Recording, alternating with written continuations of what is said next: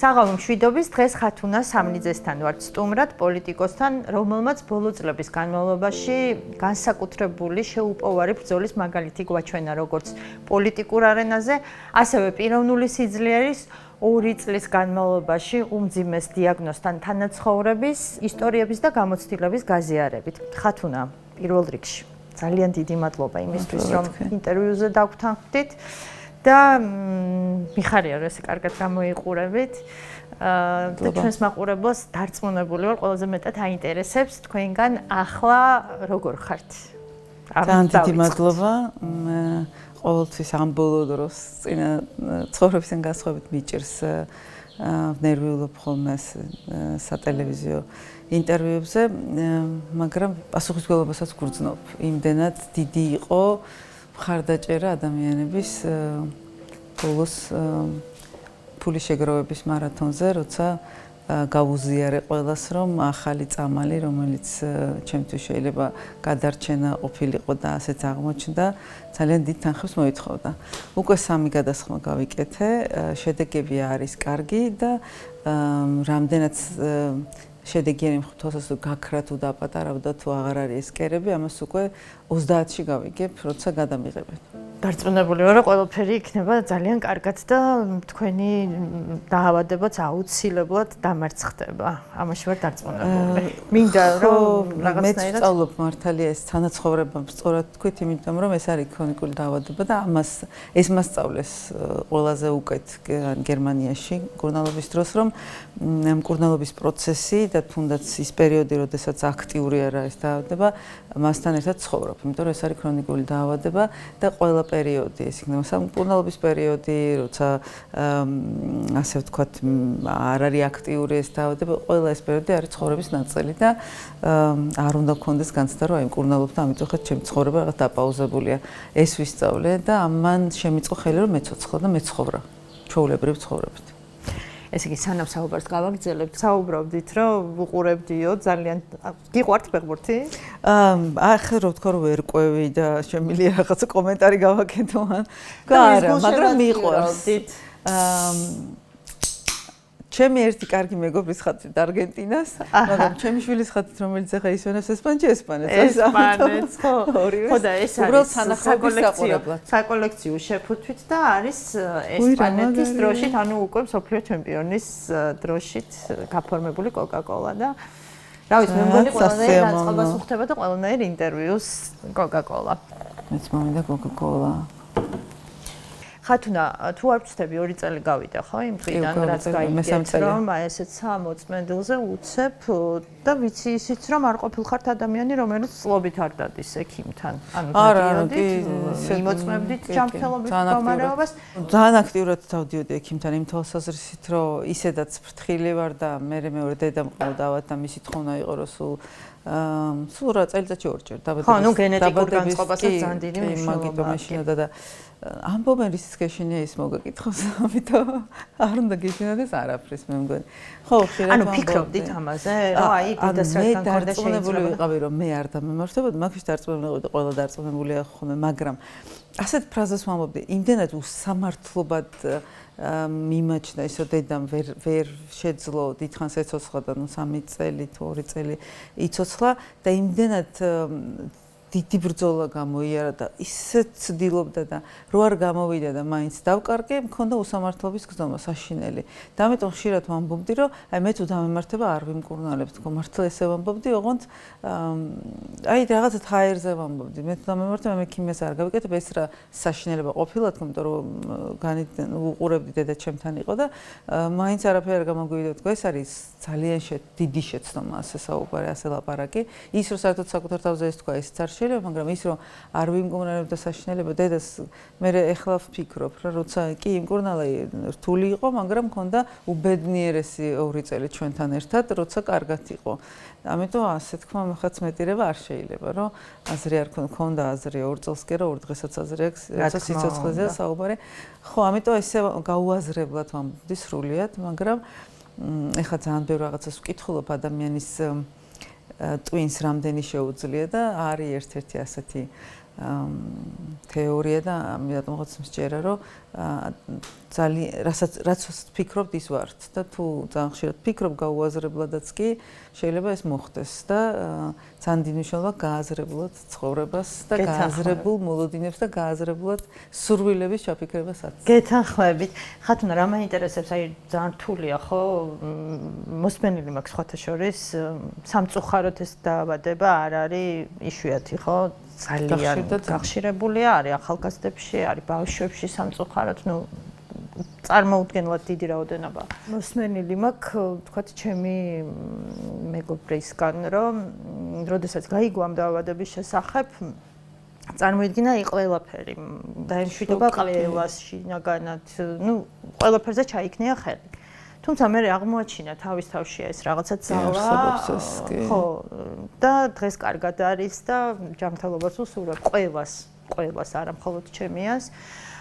აი, რა თვისებები აღმოგაჩენინათ ამ დაავადებამ თქვენში? აი, რაც არ იცოდით, რო გქონდათ? არის ესეთი? კი, გარდა იმისა, რომ საკუთარ თავში რაღაცას აღმოაჩენ, ადამიანები აღმოაჩენეს სულ სხვა ხრივ ეს უფრო მნიშვნელოვანი მგონია ჩემს ცხოვრებაში. აღმოვაჩინე ჩემი ძმა.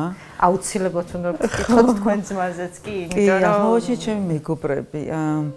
ანუ მეგობრები ყველას გვიყვარს და ყველამ ვიცით, რომ ყველაფერს გააკეთებენ ჩვენთვის, მაგრამ მე რაც ვნახე, ჩემი მეგობრები, აი, ჩემს ძმისშვილს ყავს ტრანსფორმერები, რობოტები რო გადაიქცევიან, მანქანება და რობოტები, ტრანსფორმერები დავინახე, ყველა გადაიქცა რაღაცა სხვადასხვა ფუნქციის გონდა, რობოტად, რასაც ქვია, მორიგეობები ჩემთან სახლში რომ მარტო არ ყოფილიყავი, საჭმლის გაკეთება იქნებოდა, წამლების მოტანა იქნებოდა, უბრალოდ ფსიქოლოგიურად ჩემს გვერდით ყოფნა.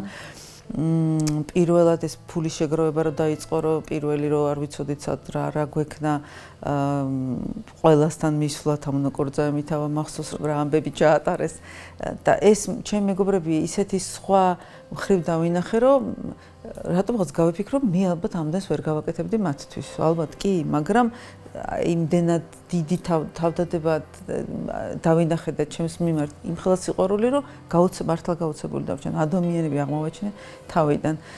ჩემი და-ძმა აღმოვაჩინე თავიდან, რომლებისთვისაც ვიყავი უფროსი და სულ ვაკონტროლებდი და სულ ესე იგი მათი ქცევის მაკონტროლებელი ვიყავი და აი შენიშვნები და ასე შემდეგ, მეგობრებს შეუმჩნევიათ. და უცებ ვიქეცი უსუსურ პატარა დად, რომელსაც აქეთ მომხედეს ჩემმა უმცროსმა და-ძმამ და ჩემი დის ბრძანებებს ვასრულებდი, რაც წარმოუდგენელი იყო, არასოდეს არ წარმომედგინა. აღმოვაჩინე ჩემი შვილი, რომელიც არ ვიცოდი, რომ ასეთი იყო, როდესაც სირთულეები შეხვდებოდა. მოგისმინეთ, რომ თქვით, რომ აი რაღაც თავიდანო დისტანცირდით, იმიტომ რომ მასაც გავს, მეც მგავს და მამასაც გავს იმ თვალსაზრისით, რომ თავშეკავებულია ძალიან. და ეს გრძნობების ჩვენება ნაკლებად უყვარს თუ არ შეუძლია შეიძლება და მე არასდროს არ შემეძლო ემოციების ჩვენება და ამ სირთულემ უფრო ჩაკეტა რა თქმა უნდა და თან ჩემმა ქცევამ, იმიტომ რომ მე რატომღაც გადავწყვიტე რომ უნდა აგერიდებინათ თავიდან ყველაფერი უნდა ამერიდებინათ თავიდან. ჩემი სისუსტე, ჩემი უსუსური მდგომარეობა, ყველაზე მეტად ხოცს რო გავიგერო, ავად ვიქნებოდი და რისიც შემეჩნდა, ეს იყო უსუსურობა, იმიტომ რომ არასდროს დახმარება არავის არ მithხოვე, რაც არის შეცდომა არასწორი ცხოვრების წესი, მინდა ახლა ვთქვა უკვე. და უცებ რო წარმოვიდგინე, რომ მე უნდა მომიაროს ვინმე და ჩემს უნდა იზრუნოს და არავინ ასეთი არ არის, იმიტომ რომ არასდროს არ ყოფილა. ამან კიდე ერთი შოკი მომანიჭა და ჩემი შვილი არ მინდოდა რომ დასტრესილიყო. თან ახალგაზრდა, ახლა დაიწყო მუშაობა, ახლა დაამთავრა უნივერსიტეტი და უცებ ამხელა ტვირთი. და იმდენად ვეცადე და ეს მცდელობა იმაში გადავიდა, რომ საერთოდ მოშორდა ვითარებას, იმიტომ ჩათვალა, რომ მას მე პასუხის არ ჩავთვალე საკმარისად ძლიერად იმისთვის, რომ ჩემს გვერდით დამდგარიყო და ავირჩიე მეგობრები ამისთვის. ამიტომ ის რაღაცნაირად დისტანცირდა კი და მალე ამან ისე შემაწუხა და ისე განვიცადე, რომ რა თქმა უნდა ვიფიქრე რა ვქნა და ერთხელ ვალაგებდი ძველ ნივთებს და ბავშვობის ბევრი მისი მოწერილი ვნახე ჩემი შვილის ხან დედის დღეს რო გილოცავენ ეს. ყველგან უწერია რო შენაირ ძლიერი დედა არ არის, შენაირ ძლიერი ადამიანი მე სხვა არ ვიცი და შენ ეს შეგიძლია და ეს შეგიძლია და იგივე სიტყვები მითქვა თითქმის 20 გავიგე ეს დაავადება და მივხვდი რომ ამ დისტანცირებასთან ერთად რაც გავაკეთე, მთელი ცხოვრება მე მქონდა ეს და ძლიერი დედის და ძლიერი ადამიანის და ყველაფერს რომ გაუკეთებს და გააკეთებს.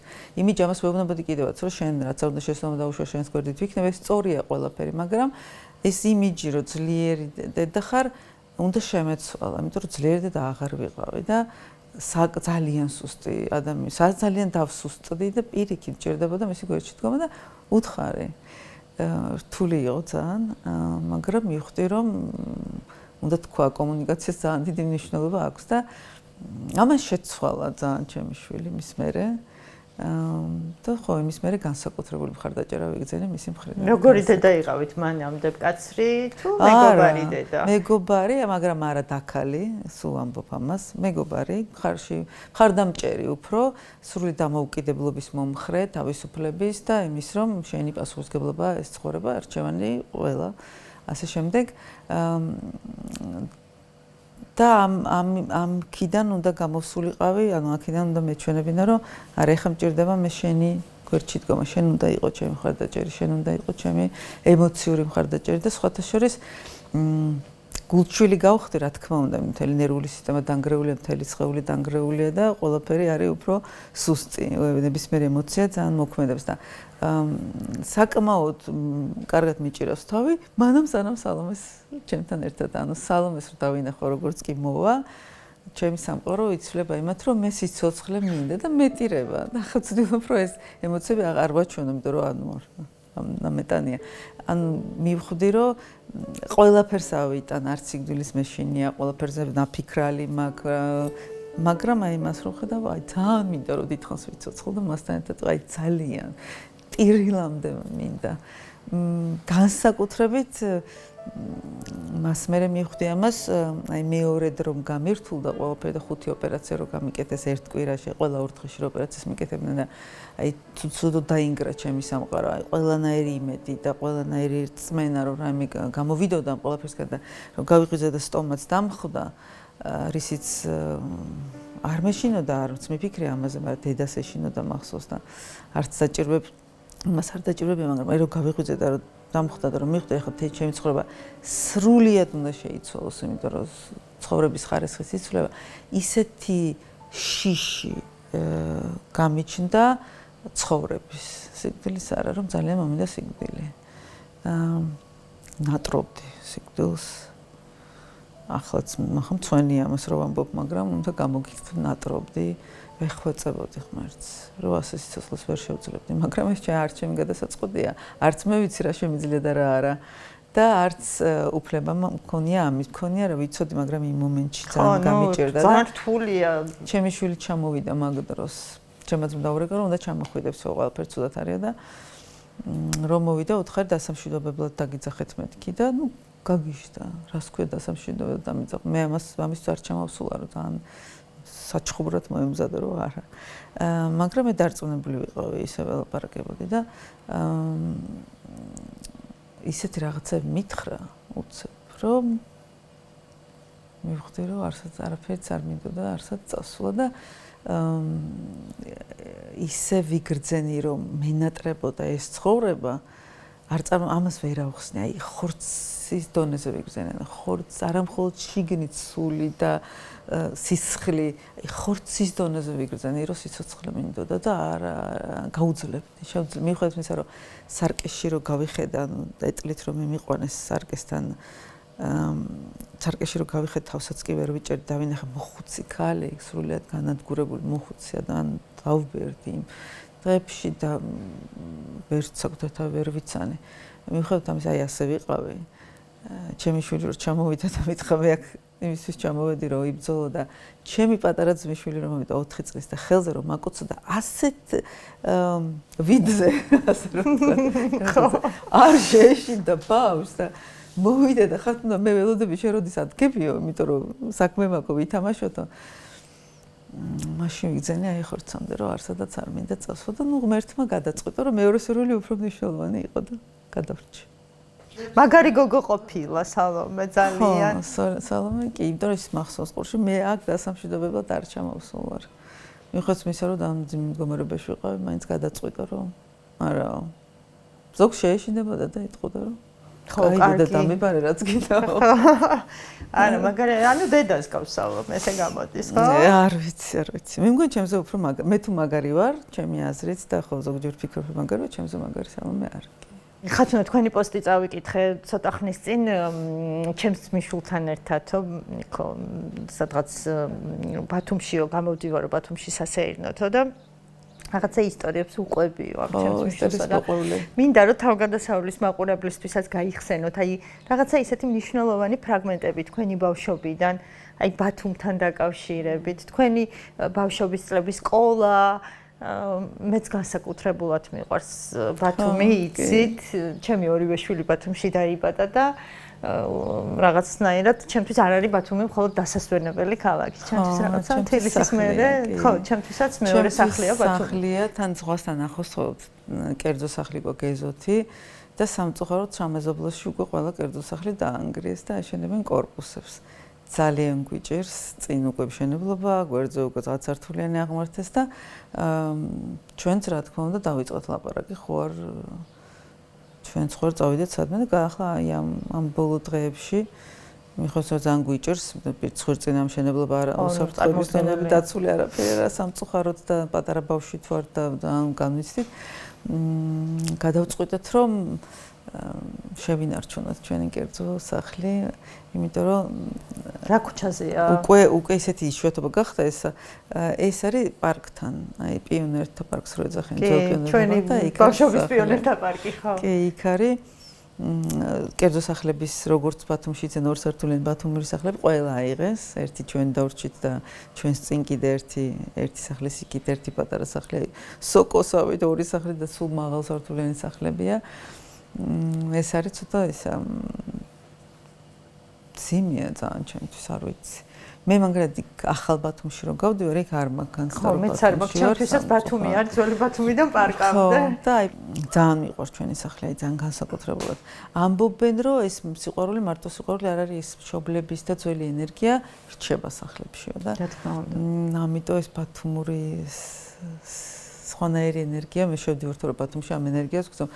ადრეც აი ეს ძალიან აქტიური პოლიტიკური ცხოვრება რო იყო და დასვენება რო არ არსებობდა და ასე რო ცხოვრობდი, მაშინაც ძალიან რო გამიჭირდებოდა და დავიღლებოდი ბათუმში მივდივარდი.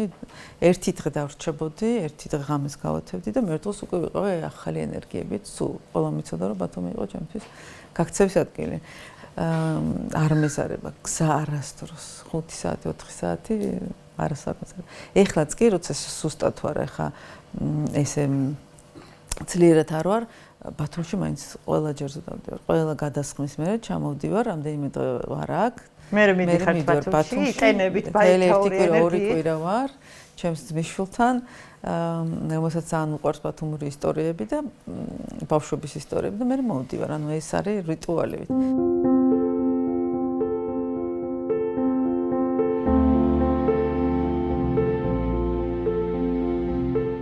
ტიპის ისტორიები, არ ვიცი, ხა რაღაცა კონკრეტული. კარგი მოსწავლე იქნებოდით, ხო?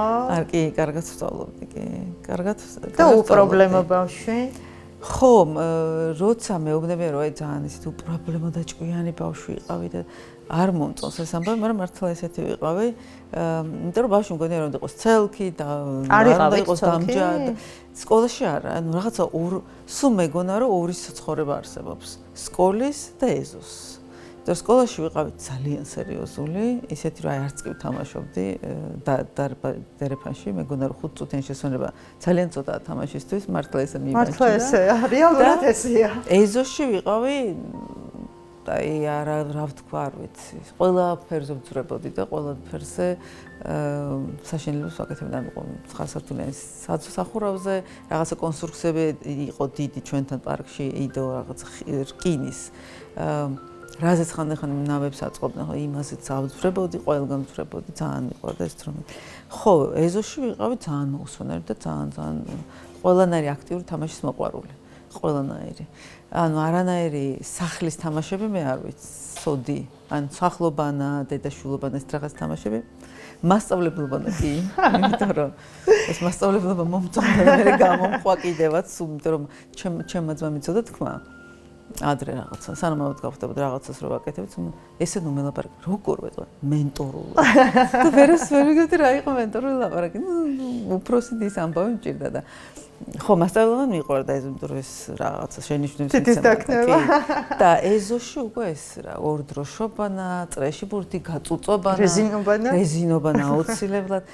მახსოვს ამის წინ ვიხსენებდი, აი რეზიკოს ვუყურებდი, მის რა ქვია, გაწუწობანას თამაშობდა რეზიკო პისტოლეტები. მეთქი რა კარგი იარაღები, ჩვენ იცი რეზიკო ისე თამაშობდი, რითი ჩაოლებრივი ბანკებით. ესე 2 ლიტრიანი ბანკი. არ იყო სხვა არაფერი. გავბოდი და ერთხელ ესე გავფრინდი ამ ბოთლ ბანკია და მახსოვს მოვარდნენ ის ხوار დაშავდი, იმიტომ რომ ამ თლინ 2 ליტრიანი შევაწყდი და თან გავყევი და დავეცი და ჩვენ ამით თამაშობდით, მახსოვს არაფერი არ ქონდა ის რა ქვია ეს ხა პისტოლეტები აქვს გადასარევი.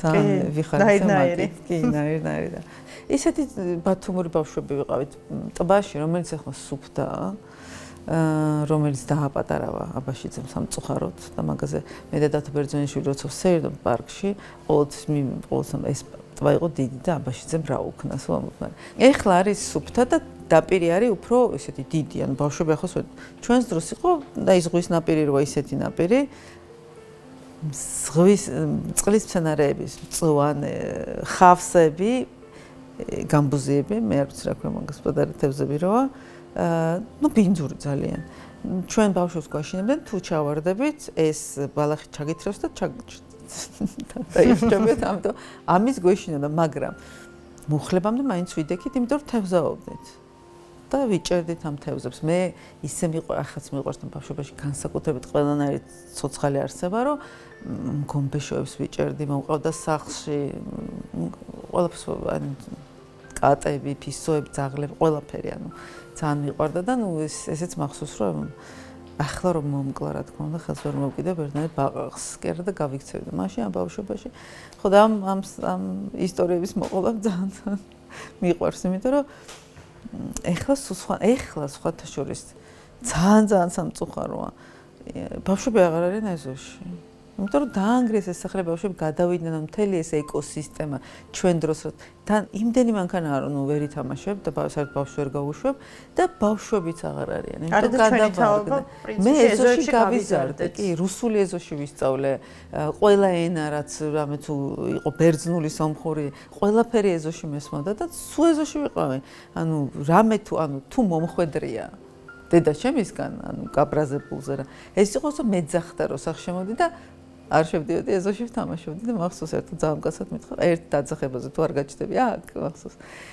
იმიტომ რომ იმდენად გართული ვიყავი თამაში რომ დედის ძაღლიც კი არ გვესმოდა ძალიან მხიარული ეზო იყო კი მე მგონი რაღაცა ყოველას ჩვენ თაობას რაღაცა ესე გვახსოვს ესე იზო იყო ეზოში თამაში იყო ძალიან დიდი ისა რა ქვია, აი ყველაზე მაგარი. გაკვეთილ სწავლობდის ჩქარჩქარების. ხო, რა ეზოში ჩავსულიყავით, კი ეგრე იყო. ხო და თან ეს მეზობლები ხო ეზოში ისხდნენ, ეზოსთან ისხდნენ, ყველას ხედავდა, ყველა მოდიხარ. ხათუნა ვისთან ერთად იყო მოსული, ვინ იყო ეს ბიჭი, ანუ აუცილებლად მეორე დღეს უნდა გარჩეულიყო, ვისთან ერთად იყო ხათუნა მოსული. ვინ გამოაცილა სახლამდე. ეს ცოტა ცუდი მხარეა ბათუმური ამბების მაშინდელი ახალგაზრდობის კი არა ბავშვების, იმიტომ რომ ნუ პირადი ცხოვრება არავის არ ქონდა მე მგონი. ხოთა შორის თბილისშიც იყო ეგ აი დიდ კორპუსებში იყო კი და მე ძალიან ისე მახსოვს ბათუმში დილის ყავა. ეს ეხლაც ჩემი უდიდესი სიამოვნებაა. მიუხედავად იმისა, რომ ეს კერძო სახლები და მეზობლები გადავიდნენ, მაგრამ გადმოვიდნენ ისე თავიანთ ოღონდ უკვე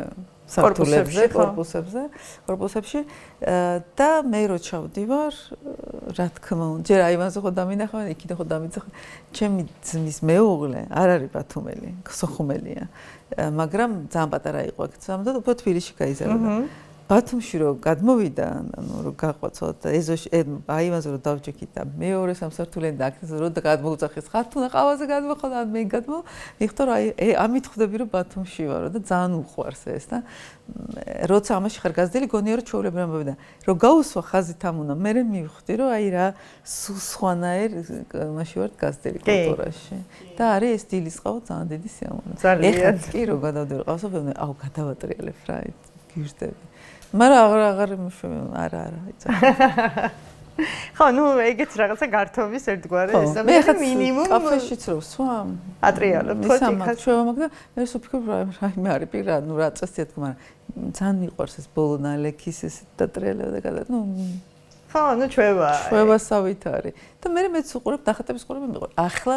რო ვიყავი ჩასული ახალი ისა ტრენდი სურათს უღებდნენ ChatGPT-ს უკვე მე ვაიმე ეგ არ გამიგია ეგ არ გამიგია და ის ეუბნება რაღაცებს სურათს მეთქი არა ChatGPT-ს მაგ ფუნქციას ვეღარ მივიღებ ხათუნა დედა ახსენეთ როგორი ურთიერთობა გქონდათ მშობლებთან და რა პროფესიის იყვნენ აი თუ გქონდათ გავლენა იგივე თქვენი პროფესიის არჩევაზე ან აი ეს რაღაცები მაინტერესებს დედა ჩემი იყო მათემატიკოსი, მათემატიკის მასწავლებელი იყო, სკოლაში ასწავლიდა. მამა იყო ინჟინერი, ეკონომისტი. ეს სანამ ისეთი დრო იყო, ქარხნები რო არსებობდა, წვენების ქარხანას ხელმძღვანელობდა და ბავშვობის ისტორიას ეხლა ვიტყვი ისტორიას. ძალიან ბევრი წვენების ქარხნის დირექტორი იყო, წვენები მოქონდა სახლში სულ იდო რომ ზურებისთვის მეცად ან საჩუქრად მეცად მანდარინის და ფორთოხლის არა მანდარინის და ლიმონის წვენი იყო, ძალიან მჟავე. ბავშვებს რა თქმა უნდა არ გვიყვარდა, მაგრამ ბავშვებს გვჭირდებოდა ბოთლები, მისთვის ჩაგვებარებინა და ესე ვიპარავდი. მამა ჩემის მოტანილს ყუთებით ხდებოდა თუ არ არის მე მგონი ხდებოდა. გადავასხამდით ამ კაი წვენს ნატურალურს მართლა. ვაბარებთ ნაყენებს ყიდულობთ. ეს იყო სულ. თან ეზოში გამქონდა ვურიგებთ ბავშვებს ამ ბოთლებს, რომ ყველას მოგსულა და ყველას ჩაგვებარებინა. ეს იყო ერთ-ერთი გასართობი რა ნაყენის საყიდლად. გვიჭირდებოდა თანხა. მამაჩემ იყო ძალიან მკაცრი მამა. ბევრს არ ლაპარაკობდა, მე მისი ხმა აწეული არ გამიგია, მაგრამ გამოხედვით ყველაფერი ნათქვამი იყო. მე ახლოს ვიყავი მამასთან შემიძლია თქვა, ანუ ვცდილობდი რომ მეგობრული ურთიერთობა მქონდა, ვენდობოდი და თვითონაც რაღაცა ისეთ რაღაცებს მე მიყვებოდა ხოლმე, ერთად ვგრძნობდი რომ გამორჩეულად პატივს მეცემდა როგორც ადამიანს. არ უნდოდა რომ გავსდელიყავი ამას ხედავდი. მამაჩემს ყველაზე დიდი გავლენა ჩემ ეხლა როცა დიდი ვარ და გავიაზრე. ქონია ჩემს როგორ გამოვიყურებე ამაზე გარეგნობაზე. არასდროს არ მიფიქრია, მაგრამ მას მოწონდა ძალიან სპორტულად როცა მეცვა, როცა გავიზარდე არაქალურად, იმიტომ რომ მან არ უნდოდა რომ აი რაღაცა ფემინურად ჩაცმული, რომ ხშირად რაღაც წყვიდა რომ და მამასთან ერთად წავსულ ვარ და რომ ამირჩევე რაღაც ისეთი ქუსლიანი, გოგოშკური არ გშვენის მეტყოლა, ბოტასი უფრო გშვენის. ანუ და მივეჩვია ამ სპორტულ ჩაცმას ისე რომ მერეც რომ სულ სპორტულ ახლა სპორტულ ჩასმას არ მიყვარს სპორტში აი როცა პოლიტიკაში მომიწია უკვე. ხო, მაგრამ აი პოლიტიკაში რომ მოგიწიათ მერე რა სამობდა? ხო, პოლიტიკაში მე არა უკვე აღარ შეძლო მაგ დროს არაფერი ეთქვა, მაგრამ პოლიტიკაში რომ უკვე პროტოკოლურად ასე ვთქვათ, სხვანაირად უნდა ჩამეცვა, იქაც დიდი გავლენა იქონია ამან უკვე, ანუ ის არც არ მეუბნება, თქო, რაღაც საჭიროებდა, რომ ბავშვობაში ილექება ეს ყველაფერი. მეცვა ყოველთვის ამკაცრად, ახლა თუ გახსოვთ არასდროს, ხო, საყურის გაკეთებაც კი მიჭირდა, როცა პოლიტიკაში ვიყავი, ანუ რაღაცა ის მქონდა, რომ ზედმეტი არაფერი, უნდა იყოს ძალიან მკაცრად. ეხლა ნელ-ნელა ვიაზრებ ამას სხვათა შორის, აი ახლა ძალიან დიდხანს ჩვეულებრივი ამბავი მეკონა, მაგრამ ეტყობა ახლა ძალიან ბევრი დრო მაგ რეფლექსიისთვის, რომ გაჩერდა დრო დაავადების გამო და აი ბევრ რაღაცაზე ვფიქრობ და რა თქმა უნდა ფსიქოლოგთანაც მიწევს სიარული ამ პერიოდში და მასთანაც ბავშვობაზე ბევრს ვლაპარაკობთ როგორც ყოველთვის. ხო, ეს ჩემი აზრით ეს მისი დაუფიქრებლად ასე ვთქვათ, მაინც აისახა ეს მამის როლი ამ თვალსაზრისით ჩემს ხო, ამ გემოვნებაზე, ჩემი აზრით. დედა არ იყო მკაცრი საერთოდ, დედა იყო ჩემთვის თავისუფლების ქარი, ძალიან თანამედროვე, ძალიან აი ჭორაობა რო არ უყვარს, არავის გაკიცხვა რო არ უყვარს, ამბობს რომ ყოველს თავის ცხოვრება აქვს, არავინ არ იცი შენ რა მიიყვანა ამ გადაწყვეტილებამ. ეს ფრაზე მისგან მესმოდა უფრო. განსჯა არ უყვარდა ადამიანს და მეც არ მიყვარს, სულ ვცდილობ რომ ადამიანის კანში ვიყო და შევხედო მისი თვალებით რატომ მოხდა ეს. მაგრამ მამა ესეთი სიმკაცრე რაღაც თუ არ მოწონა, მე არ მეუბნება დედას ეტყოდა რა უთხარია, იმიტომ რომ ძალიან მიხვდეთ რომ გასწრიყო რბილი იყო ამაში, ანუ პირდაპირ არ გეუბნებოდა სიმკაცრეს ამაში არ აჩენდა რომ რაღაცა გაბრაზებული იყო. თავი ადრე მოსულიყო სახში. რაღაცა ეს ხო ეს რაღაცა ის იყო, ხო. ეხლა 90-იანებში ყველაზე საშინელი ის იყო რომ ერთხელ დაგვაყაჩაღეს. სახში შემოგვივარდნენ ხელებს შეგვიკრეს მამას ესროლის ანუ საშინელი გამოცდილება იყო და იმ პერიოდში სახლიდან ანუ არ გვიშვებდნენ ბავშვებს სახლიდან და ეს იყო აი საშინელება მახსოვს რომ დიდი ის იყო დაღი იმ პერიოდისთვის ჩვენზე და რომ მე 13-12 წლის ვიყავი ყველაზე ისეთ ასაკში რომ შტაბელებები რომ ილექება მაგ დროს პროფესიის არჩევის დროს მამას უმეუბნებოდა რომ საზღვარგარეთ წადი სასწავლებლად და მაშინ წარმოუდგენელი იყო საზღვრებიც კი არ იყო გახსნილი ამას რომ მეუბნებოდა და მისი ხელით მასწავლდა ინგლისურად წერას. იცოდა ინგლისური? ის ინგლისურს სწავლობდა. არ ვიცი, ისინი ქონდა კასეტები, რაღაცა მახსოვს მე ფურცლებზე ინგლისური სიტყვები და იმ ფურცლებს რომ აიღებენ და მე თავისთვის მეცადინეობდა. და სულ მე ამერიკაში წავიდა და ამერიკაში წავედი მართლა. გაცვლითი პროგრამით.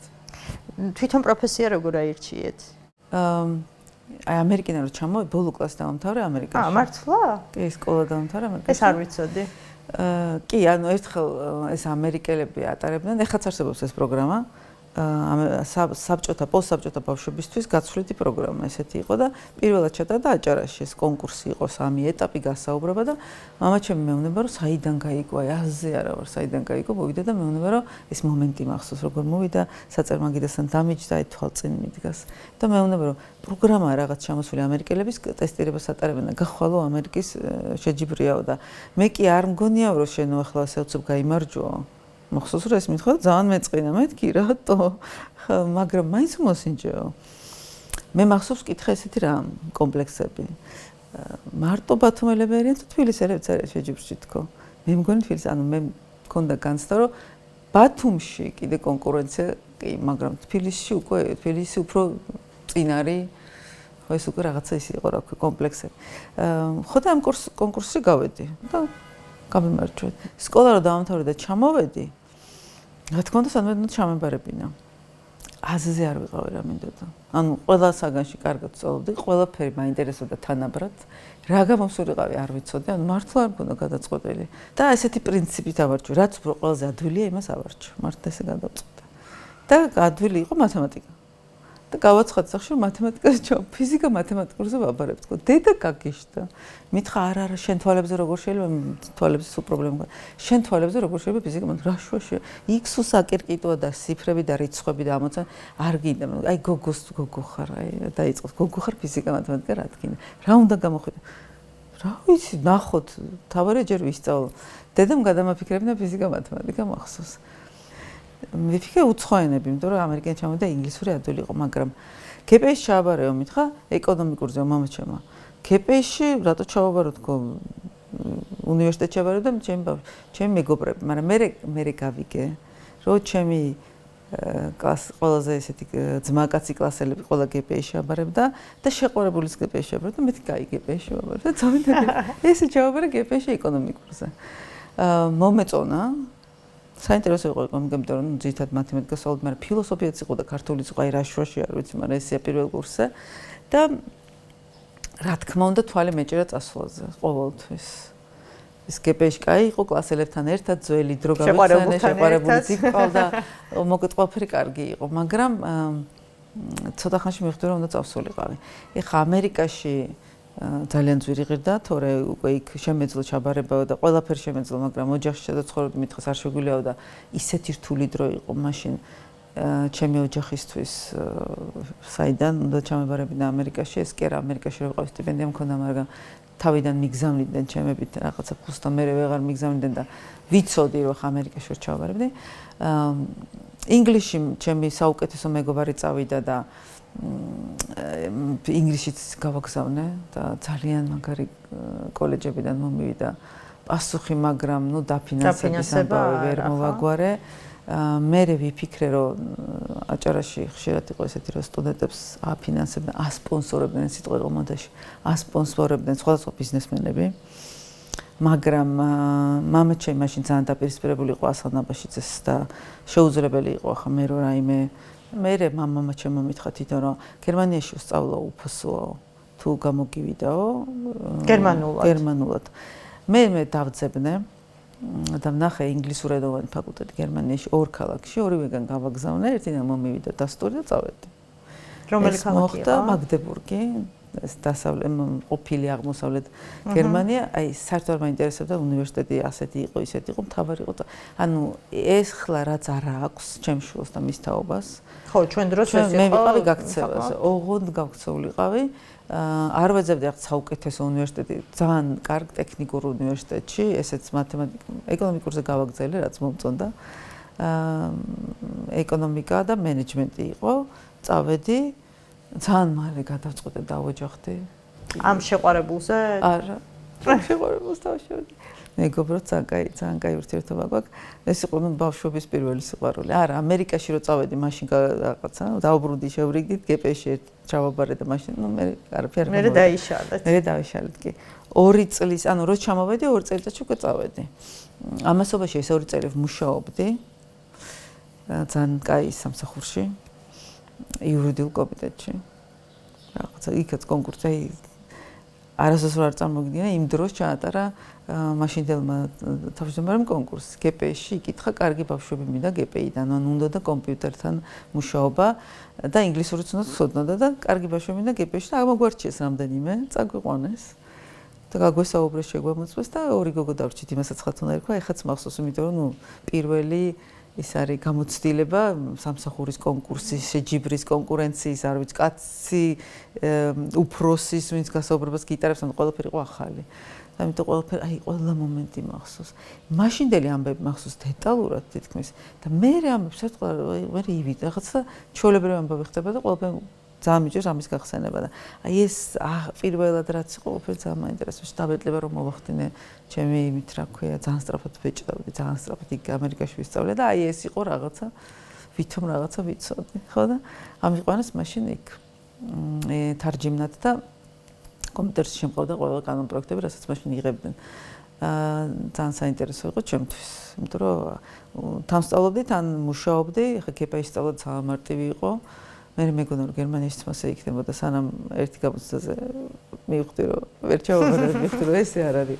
როგორც KPS-ში გამოცდის წინ მეცადინებდი, ერთი ღამე მახსოვს და იქ სხვანაირად იყო. და წავედი, ხო, და გერმანიაში შემეძინა ბავშვი, სალამაც. ანუ გერმანიაში გათხოვდით? არ ჩემი მეუღლე ბათუმელი იყო. ბათუმელი იყო და გადავწყვიტეთ რომ ერთად ყოფილიყავით. მე უკვე სწავლობდი გერმანიაში. და თვითონ მოწვევა მოვიდა და ერთად წავედით.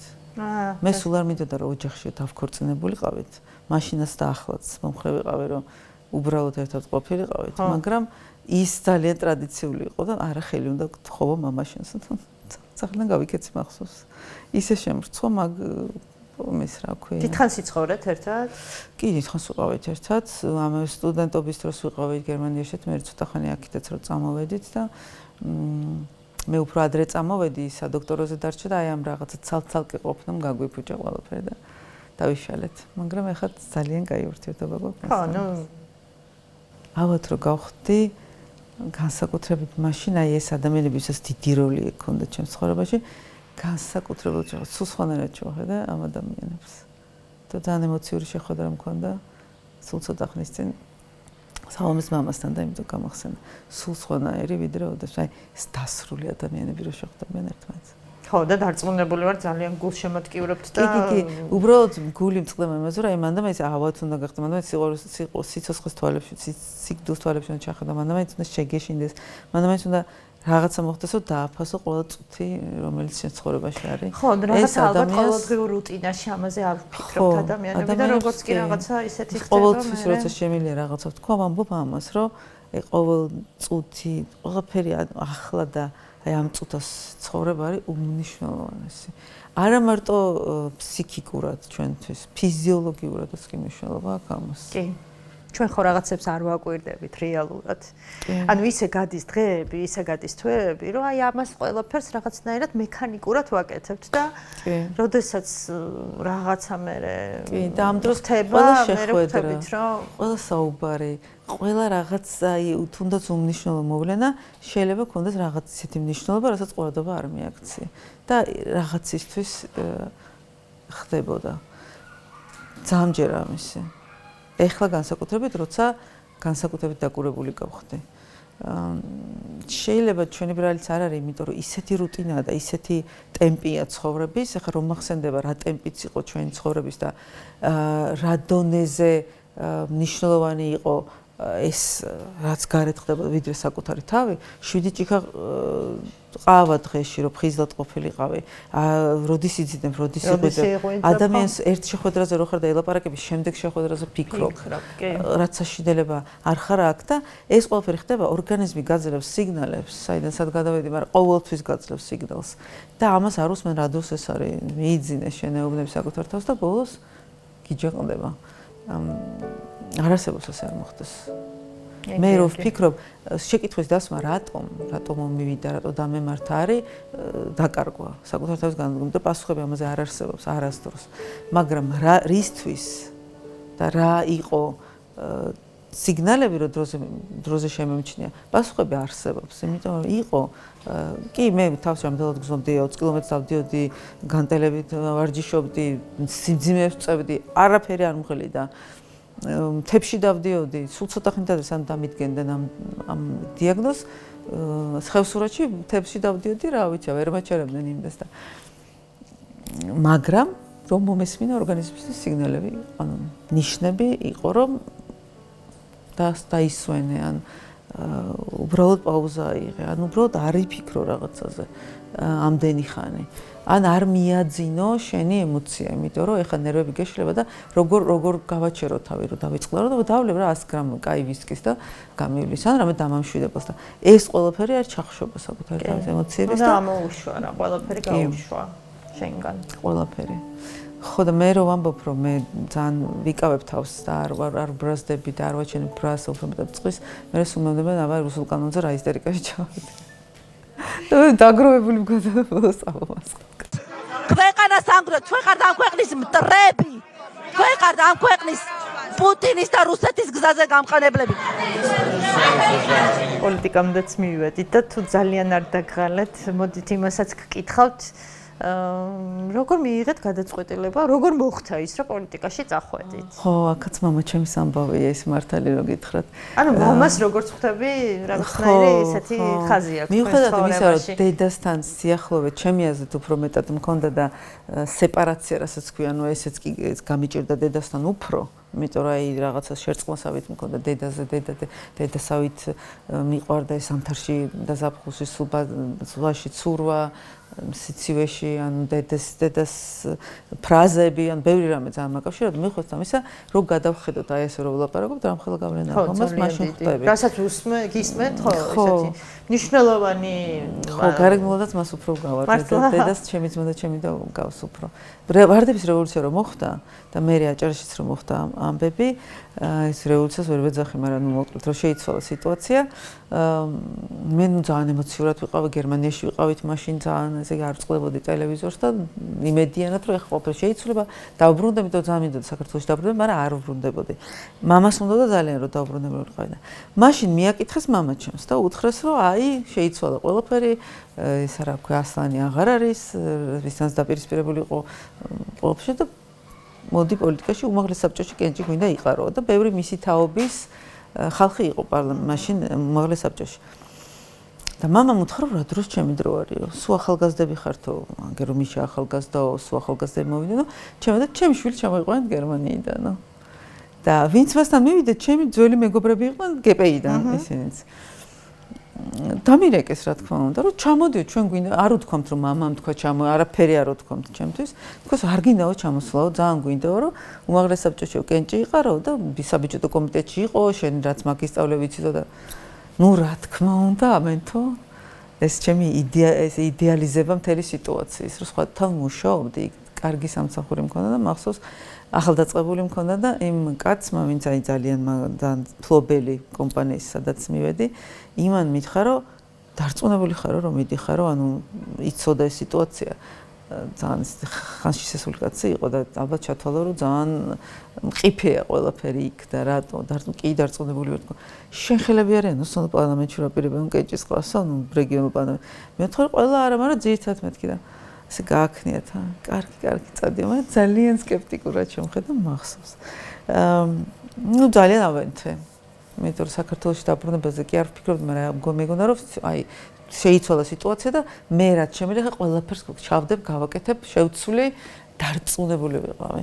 მოვკიდე ხელი სალოს, მახსოვს იქ ვიყავით. ჩემი მეუღლე დარჩა და სადოქტორო საკითხებზე მე ცოტა ხანი დავრჩები და შემო კი, რა თქმა უნდა, წამოვედით. და აი ასე ვიყარე კენჭი. მოვხვდი უმაღლეს საბჭოში, აი საერთოდ 100-ზე არ ვიყავი, სად მოვხვდი, რა უნდა მეკეთებინა, რა იყო, გამწარებული კითხულობდი რეგლამენტს და კანონებს, რომ რა არის ჩემი უფლებები.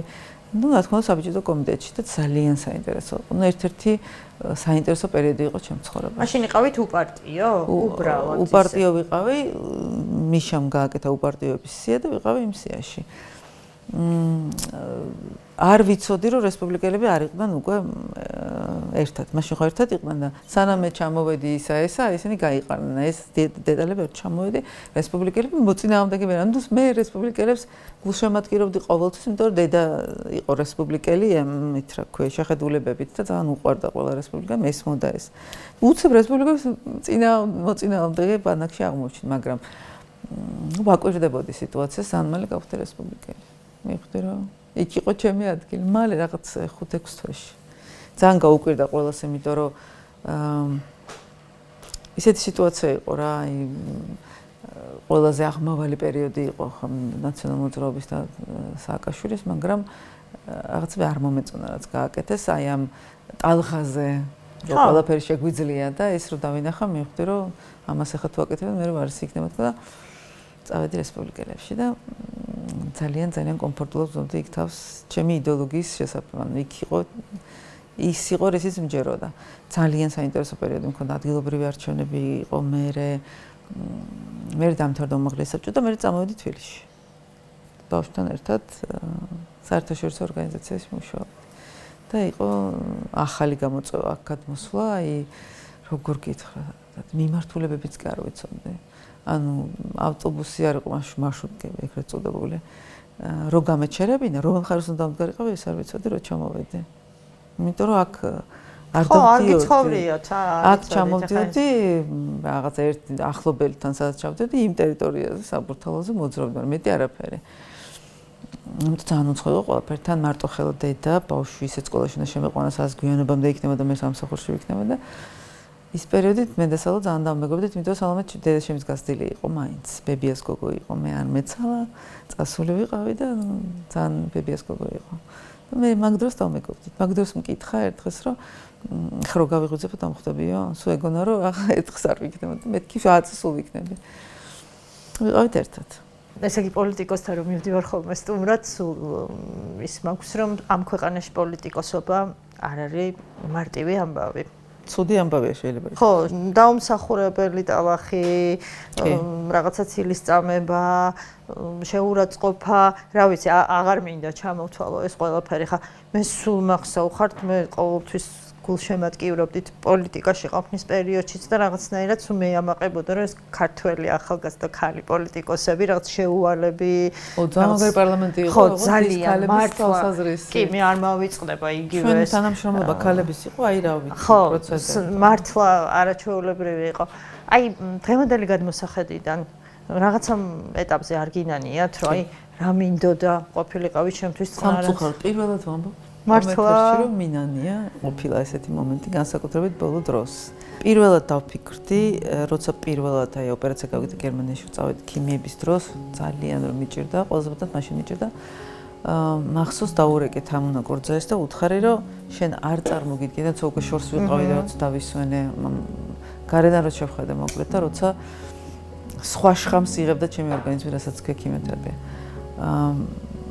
ხარი შენ არ წარმოგიდგენია რამხელა ნეგატივში ვცხოვრობთ ჩვენ პოლიტიკოსი ქალები, კაცებიც ალბათ, მაგრამ რაღაცა იმათ არ ვიცი თავის თავზე თავად ილაპარაკობ, მაგრამ ქალები რამხელა ნეგატივში, ტოქსიკურ გარემოში ვცხოვრობთ და რამხელა სტრესს ვიღებთ, თამუნა არ წარმოგიდგენთ თქო უთხარი. და რისთვის ვაკეთებთ ამას? კითხვები გამიჩნდა თქო. იმიტომ რომ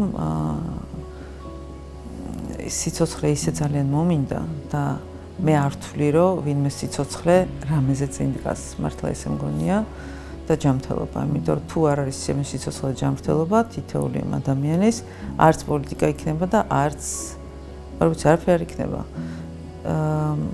ამიტომ ხო, მაშინ პირველად ვინანე, იმიტომ რომ მივხვდი რომ სხვა ალბათ სხვა რამე ჭირდება ქართულ პოლიტიკას. საერთოდ პოლიტიკას შესაძლებელია განსაკუთრებით ქართულს. გულთან უნდა შეგეძლოს რომ არ მიიტანო არაფერი. შეხედო როგორც საქმეს. მე ეს ვერ შევძელი გულწრფელად ვამბობ, სახშიც მომქონდა მე ჩემი სტრესი. ჩემი მეგობრები მთლიანად პოლიტიკური იყო, ანუ არ იყო ჩემს ცხოვრებაში იმ პერიოდში გარემო, სადაც არ იყო პოლიტიკა. არ არსებობს. მე მგონი საერთოდ დღევანდელ საქართველოში არ არსებობს გარემო, სადაც არ არის პოლიტიკა. ეგეც არის, მაგრამ მე გავიცანდი ვნახე ადამიანები, ვინც ძალიან კარგად იცის გამიჯნა აი ყველაფრის. ხო, ნუ ჩვენ ეს კარებების ჩაკეტვა. აქ ერთი ოთახი, აქ მეორე ოთახი. მე ეს ვერ შევწერი. მე ვხედავ რამდენიმე ქალს ახლა პოლიტიკაში, ჩემი აზრით ვინც ამას შეძლებს, გონია, შეიძლება ასე ჩანს, იმიტომ რომ იმიჯი ცოტა ისეთია შეცდომაში შემყვანი, იმიტომ რომ მე ტელევიზიით ყოველთვის ეგონა რაღაც ავი არასოდეს არ მეგონე თავი. ასე მეუბნებიან ძალიან ავი და ძალიან ანუ მიუკარებელი და ხო, ესა დიდი ინსტანციური კი, მაგრამ ძალიან ხო არ ვიცი სხვა სიტყვა რა აქვს მეუბნებიან, ქოფაგსაც კი მეუბნებიან. მაგრამ მე რო გამიცნობდნენ, ამბობდნენ რომ არა. საჯარო იმიჯი სხვა ყოველთვის ჩვენი და რა თქმა უნდა ისეთ თემებზე ვლაპარაკობთ, ახლა იქ ასეთი სიცოცხლისკენ ვერ ილაპარაკებით, ცხადია ხო. ხო და ბუნებრივი ამბავია, მაგრამ არ უნდა, ანუ აი აქედან არ უნდა გავიდეს არც ერთი საქმე. ეს უნდა შეძლო. მაგრამ გულწრფელი უნდა იყო. გულწრფელი თუ არ ხარ, ამას გძნობს ყოველთვის მჯერა რომ გულწრფელობა ეხაც რო უყურებ. ეხა რო უყურებ, ეხა უკვე მე ტელევიზიით უყურებ ყველას, როგორც ადრე მე მიყურებდნენ ალბათ და ტელევიზიით რო უყურებ, იმდენად ჩანს გულწრფელობა. თურმე ვიცოდი, მაგრამ ეხა განსაკუთრებით რომ აი ხვდები ვინსაც შეიძლება წავიდეს. რატომღაც მგონია რომ ხვდები ამ. აღარ აპირებთ პოლიტიკაში დაბრუნებას? მე მგონია რომ ვერ შევძლებთ. არ ვიცი, ეგ ცხოვრება რას მოიტანს, არ ვიცი, მაგრამ რაღაც შემდეგი 2 წელი რომ ზუსტად ვიცი რომ საკუთარი თავის არა, ნუ ეს გასაგებია. მე ვიძახი რა, როდესაც ალბათ რაღაცა დამარცხდება ეს თქვენი დაავადება. აი ასე არა ვარ, არ ვიცი. მართლა არ ვიცი. შეიძლება ეხა მაგალითად მართალი რო გითხრათ, სულ ჩართული მაქვს ნიუსები, სულ ჩართული ტელევიზორი, მე ვერ წვდები ამ ამბავს. ქიმიოთერაპიების დროს, როცა ცუდად ვიყავი, ახლა ცუდად არ ვარ ღმერთს მადლობა, მეუბნება ექიმი რომ არა. ხო, იმიტომ რომ სტრესი არაფერს არ შეიძლება. უყურებდა, არ შემეძლო, უყურებდი მიტინგები რო იყო სულ ჩართული მქონდა, აქედან კომპიუტერი, აქედან ტელეფონი, ანუ ეს არ იყო, არ შემეძლო. ეხლაც ვერ მოვწვდები. ეხლაც ვლაპარაკობ პოლიტიკაზე, მაგალითად. ფეხბურთს რო უყურებდით, ფეხბურთს საყურებლად თხოვეთ თეონას და თამუნაკორძე ეს მოსვლა. რომ მოდით მეთქი თან გემრიელობები, თან უყურებ ფეხბურთს ერთად თქო. არც ერთი არ ვარ ფანი, და არც ერთი არ ვარ ისე მოყვარულები ვარ, მაგრამ ძალიან კაიო.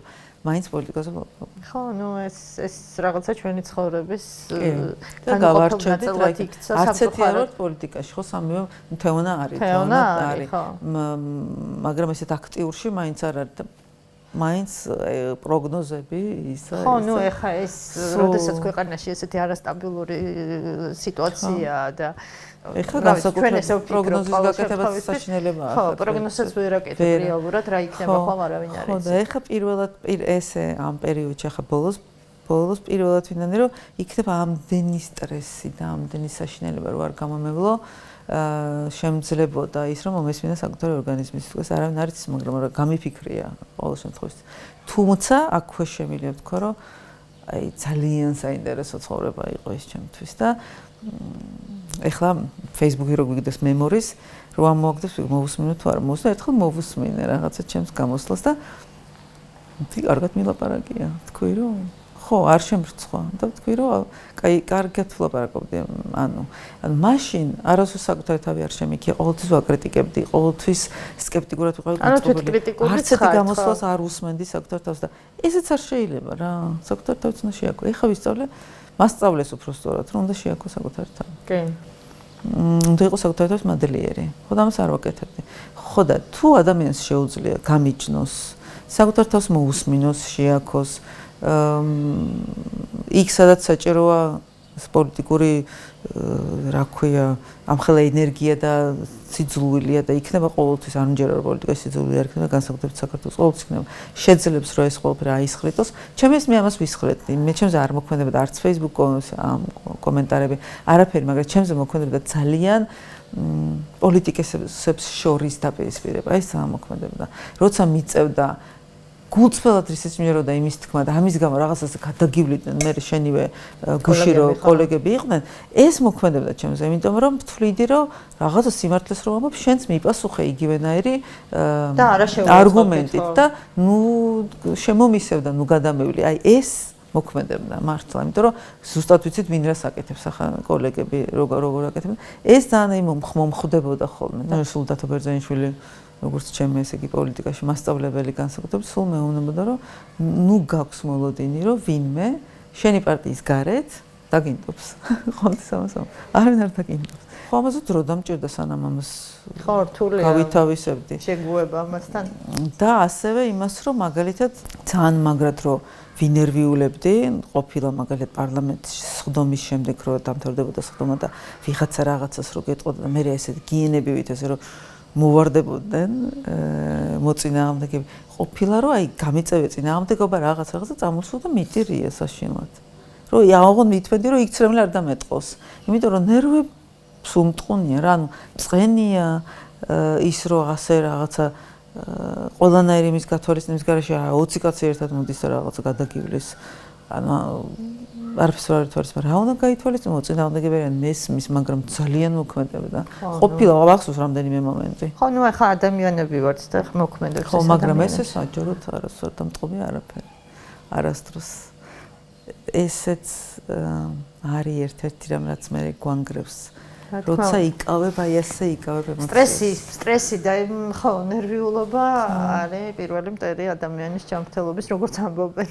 ხო, მაგრამ ხო ეს რაღაცა გამიელა შეიძლება რომ აი მე იქნება სე არ მექნა თქო, მაგრამ მიყვარს ყველა დღე და ყველაფერი რასაც ვაკეთებდი და გავაკეთებ, ალბათ არ ვიცი. ნახოთ გულწრფელად და გულით და რისის მჯეროდა, რასაც ვამბობდი, ისე ცხოვრობდი, ეს იყო ჩემი ყველაზე დიდი ძალა, რომ მე არ ვლაპარაკობდი იმას, რითაც არ ცხოვრობდი, ისე რომ ზუსტად როგორც ვამბობდი, ვლაპარაკობდი და ისიც მჯეროდა. ხო და ეს რაღაცნაირად ჩანდა ხოლმე ესე ხო და კაი, მიხარით ის კულტურალობაც ძალიან მიხარით. სხვათა შორის ეხლა რომ ალბათ რომ დავწერე Facebook-ზე მე რაღაცა თუნდაც თანხები, თუნდაც მხარდაჭერა, მაშინ ვამბობდი, ვეუბნებოდი ჩემს გულს, რომ აი რო იძახდნენ რომ რესპუბლიკელები ძულთ და მე ვძულობ, ნახე რამდენად მე უყვარვარ თუ ისე მიხარო და ეგ ამბავი. განსაკუთრებით მე მაშინ ეს დიდი სიყვარული რო ვიგზავნე, მაშინ მივხვდი რომ მითი იყო ეს ყველაფერი. ერთი ცუდი კომენტარი არ წამიკითხავს, ერთი ცუდი მგზავნილი არ მიმიღია. ახლაც კი სიყვარულს ვიღებ. დღე არ არის რომ კომენტარი არ დამეწონა, სიყვარულით სავსე და მე არ წავიკითხო. ყველას ვერ ვრეაგებ, მაგრამ არ არსებობს ესეთი. ხო, და რამხელა მნიშვნელობა აქვს. უდიდესი მნიშვნელობა გაახარა თქვენ ერთ-ერთად ვეუბნები ყველას. ძალიან დიდი მნიშვნელობა აქვს. ფრინა მაგ დროს და ეგ მგონია არის დასტური იმის, რომ რასაც ვაკეთებდი სწორად. შეუძლებელია სხვანაირად იყოს. ცოტა ხანი მომიწია, უფრო დიდხანს მინდოდა, მაგრამ სწორად გამიკეთებია. ასე ვასკო. ხო და არავინ არ იცის რა იქნება ხვალ. მოკლედ თქვენ დაავადებას რომ დაამარცხებთ, არავინ არ იცის, მე შეიძლება პოლიტიკაშიც დაბრუნდეთ. რა ვიცი, ხათუნა სიტუაციაც შეიძლება იმედი მაქვს. რა თქმა უნდა. უღრმესი მადლობა ძალიან საინტერესო ინტერვიუსთვის და რა თქმა უნდა, მეც და მთელი საქართველოს გისურვებთ ჯანმრთელობას. დარწმუნებული ვარ რომ გადაცემის დასაწყისში ახსენეთ 30 რიცხვი, დარწმუნებული ვარ რომ 30-ში პასუხი იქნება ძალიან კარგი და სასიხარულო. ჯანმრთელობა თქვენ და ბევრი წარმატება. ძალიან დიდი მადლობა. მადლობა.